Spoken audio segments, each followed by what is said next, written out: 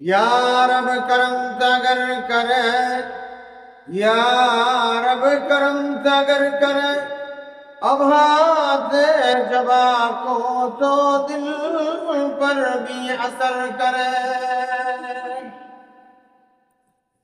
قال رسول الله صلى الله عليه وسلم خيركم من تعلم القرآن وعلمه। হুজুর পাক সাল্লাল্লাহু আলাইহি ওয়াসাল্লাম বলেছেন, তোমাদের ভিতরে ওই ব্যক্তি সর্বোত্তম ব্যক্তি যে নিজে কোরআন শিক্ষা করে এবং অন্যকে কোরআন শিক্ষা দেয়। বলি সুবহানাল্লাহ। এই জন্য দেখবেন ভাইরা আমার, মাদ্রাসার ভিতরে রাত যখন গভীর হয়ে যায় তখন হুজুর ছাত্রদেরকে উঠায় দেয় আর রাতের গভীরে তারা পড়তে আরম্ভ করে। ঠিক কিনা বলেন? তারা এমন ভাবে কোরআন তেলাওয়াত আরম্ভ করে, কবির ভাষায় বলতে হয়, আতন সে হাম ক্যা করুঙ্গা मदरसा है अतन अपना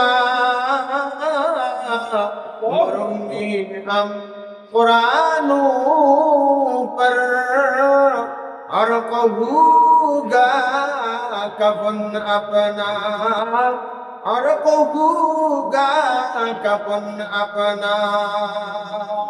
তারা এমন ভাবে ছোট্ট ছোট্ট কচি কাঁচা কমর মধ্যে শিশুরা এমন ভাবে কোরআন পড়তে থাকে, তারা বেরি ছেড়ে দিয়ে কোরআনের উপরে এমন ভাবে কোরআনের আয়াতগুলি তিলাওয়াত করতে থাকে।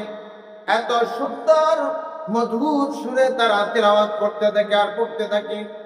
চোখটা বন্ধ করে না, যখন ঘুমের সময় তারা ঘুমায় না। আল্লাহ পাক রব্বুল আলামিনের একজন বান্দা, তার ঘটনা আমি এখানে আনতেছি। আল্লাহ পাক রব্বুল আলামিনের একজন বান্দা, ওনার নাম আপনারা অনেকেই শুনেছেন। ওনার নাম হচ্ছে ইমাম গাজ্জালী রাহমাতুল্লাহি আলাইহি।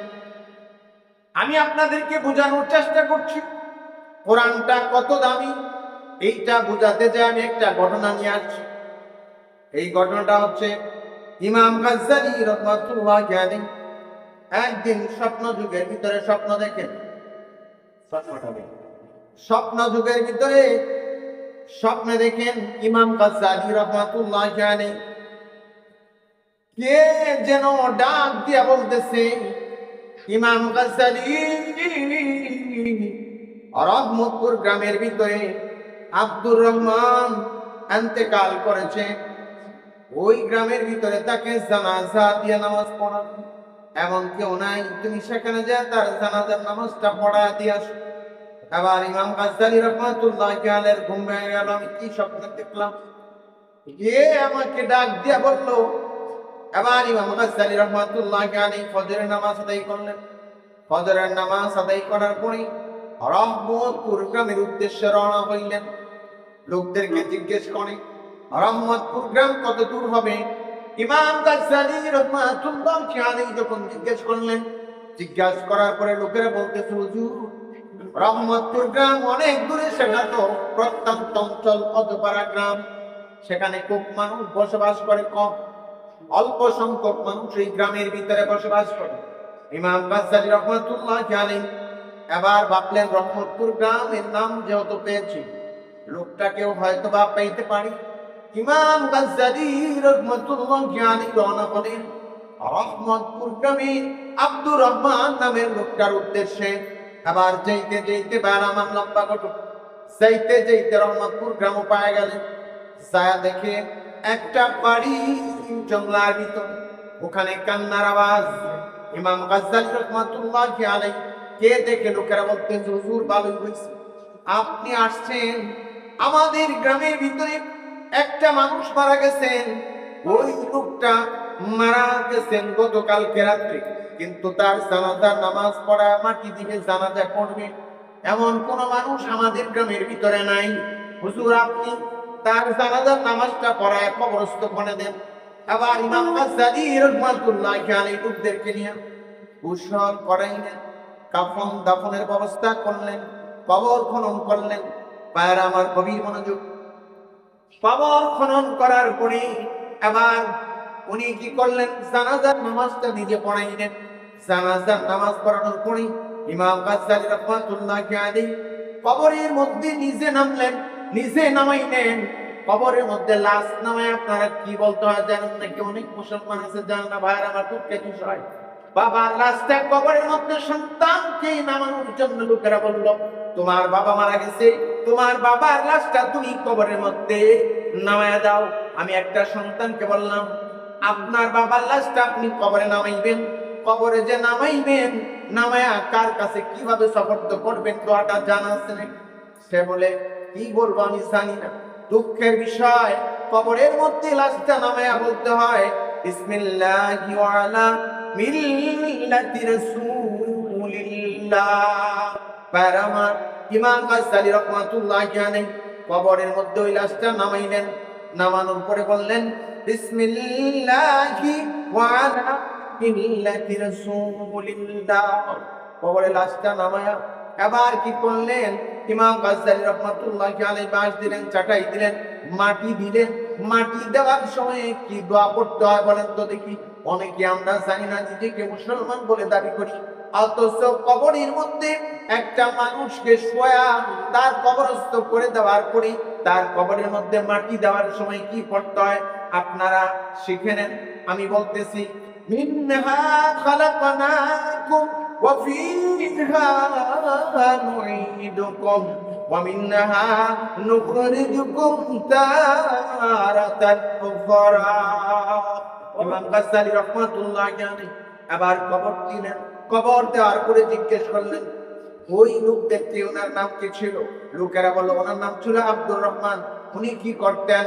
এবার লোকেরা বলে যে উনি জঙ্গলা থেকে শুকনা শুকনা কাঠগুলি বাইদা বোঝা বেঁধে তারপরে বাজারে নিয়ে বিক্রি করতেন। তারপরে চাউল ডাউল তার সংসারের যা প্রয়োজন ছিল ওইগুলি উনি কিনে নিয়ে আসতেন বাড়িতে। আবার ইমাম গাজ্জালী রাহমাতুল্লাহি আলাইহি বলেন, তার আপনজন কেউ আছে নাকি? আবার বলতেছেন লোকেরা, না, তার কোনো আপনজন নাই, তার স্ত্রী আছে। আবার তার স্ত্রীর কাছে পর্দার আড়াল থেকে বাহির থেকে বলতেছে, ও বোন, আপনার স্বামী কি আমল করতো আমাকে একটু আপনি বলবেন? আবার ইমাম গাজ্জালী রাহমাতুল্লাহি আলাইহি যখন এই কথা বললেন, আবার ওই কাঠুরিয়া এই লাকড়ি বিক্রি করেন, বিক্রি করতে ওয়ালার যে স্ত্রী উনি বললেন, আমার স্বামী একজন মূর্খ মানুষ, মাদ্রাসা বা স্কুলে কোথাও লেখাপড়া করে নাই, তার কোনো আমল আমার জানা নাই যে আমলটা সে করেছে। এমন ইমাম গাজ্জালী রাহমাতুল্লাহি আলাইহি আবার বলেন, না না, এটা হতে পারে না। আল্লাহ পাক উনাকে এত পছন্দ কেমনে কইরা করলেন? কোন আপনি একটু বলবেন। এবার ওই কাঠুরিয়ার স্ত্রী বলতেছে, হুজুর, আমার স্বামী তেমন কোন আমল আমি খুঁজে পাই না। জঙ্গলা থেকে কাঠ কাইটা নিয়া বাজারে বিক্রি করতো, বাজার নিয়ে আসতো, রাত হয়ে যেত, রাত্রিবেলায় আমি রান্না বান্না করতাম, আমরা খাইতাম, খাওয়ার পরে আমরা রাত্রিবেলা ঘুমের করে ঘুমায়া যেতাম। ঘুমায়া যাওয়ার পর আমার স্বামী কিন্তু ঘুমাইতেন না, উনি সুন্দর করে গোসল করতেন, পবিত্রতা অর্জন করতেন। গোসল করার পরে হুজুর ওই পাশের রুমে দেখা যায় একটা তাক আছে, ওই তাকের মধ্যে কি যেন পেঁচানো আছে, ওইটা নামাইতেন, নামায়া একবার মুখের মধ্যে নিয়ে চুমা খাইতেন, আবার বুকের জড়ায় রাখতেন, আবার হাউমাউ করে কান্না করতেন, আর পড়তেন, ये भी मौला का कलम है, ये भी मौला का कलम है। বলেন আল্লাহ আকবার। হ্যাঁ আমার বন্ধুরা আমার, এবার ইমাম গাজ্জালী রাহমাতুল্লাহি আলাইহি ওই তাকের মধ্যে যা দেখেন পেছানো কাপড় দিয়া এবার নামাই নেন। ইমাম গাজ্জালী রাহমাতুল্লাহি আলাইহি বলেন, আমি কাপড়টা সরাইলাম, কাপড়টা সরায় দেখি এইটা দুনিয়ার কোনো বই না, দুনিয়ার কোনো কিতাব না, এইটা হচ্ছে মাওলার কালাম, কোরআনুল কারীম। বলেন আল্লাহ আল্লাহ। কোরআন পড়তে পারে নাই।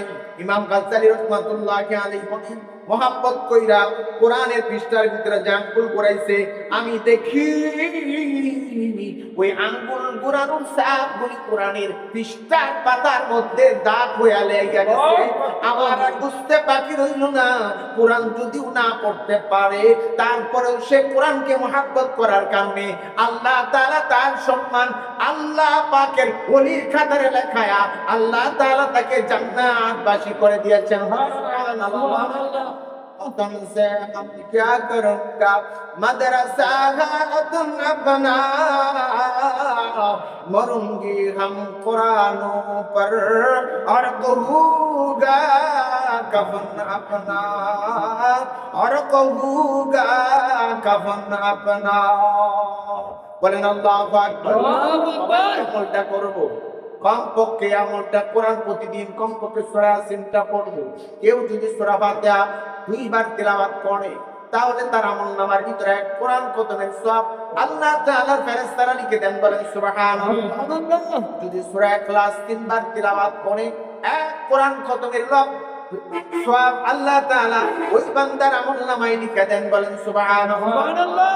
আমলটা করব তো ইনশাআল্লাহ। করব, হাত তুলে দেখা আল্লাহ তুমি কবুল আর মঞ্জুর করো। আমিন।